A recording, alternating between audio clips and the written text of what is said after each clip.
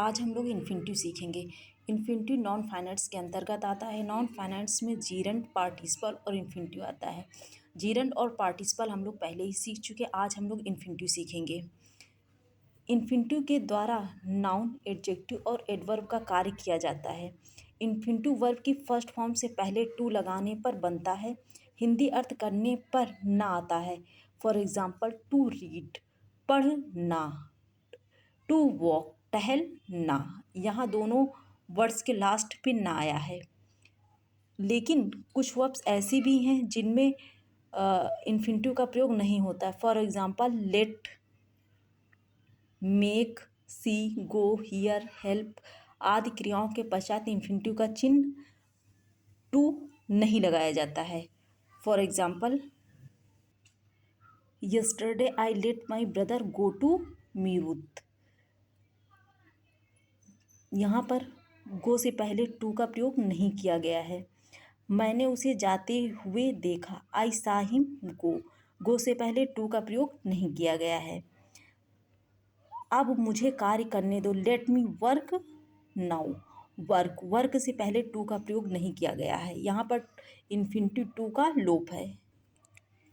Infinitive और gerund दोनों ही noun का कार्य करते हैं, अतः कुछ क्रियाओं के बाद इन्फिनिटिव या जीरंड किसी एक का प्रयोग किया जा सकता है।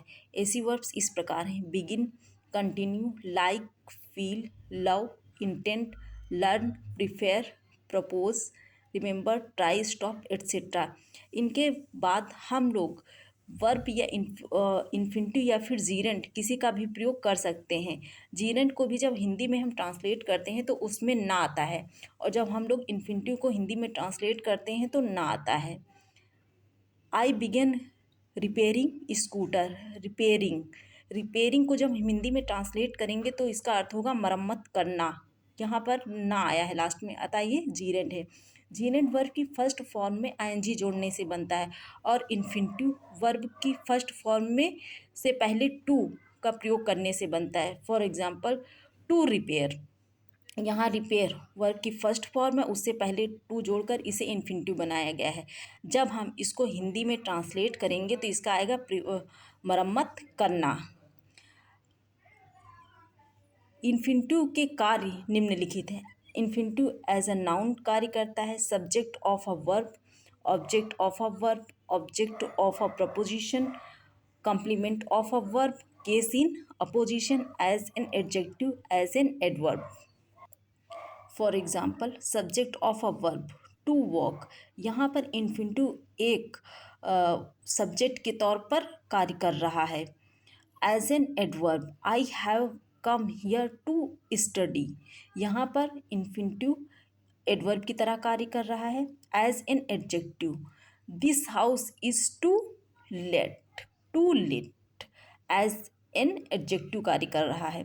As an adverb, to study, यहाँ पर इन्फिनिटिव एडवर्ब के तौर पर कार्य कर रहा है। As an adjective, this is not the time to play. As an adjective कार्य कर रहा है। As an adverb, to eat, these mangoes are good to eat. Object of a preposition, this girl is about to take bath now, to take bath. As an preposition कार्य कर रहा है। Object of a verb, yesterday I let my brother go to Meerut. Go से पहले to का लोप रहता है, इसलिए यहाँ पर टू का प्रयोग नहीं किया गया है। लेकिन यहाँ पर भी एक तरह से यहाँ पर गो के पूर्व टू को अंडरस्टूड किया जा सकता है। Object of a preposition, this student had no choice but to weep as in proposition। as in adjective, I saw him go से पहले टू का लोप है, क्योंकि यहाँ पर हाइड होता है infinitive. Object of a verb, let me work now, work से पहले टू का लोप है।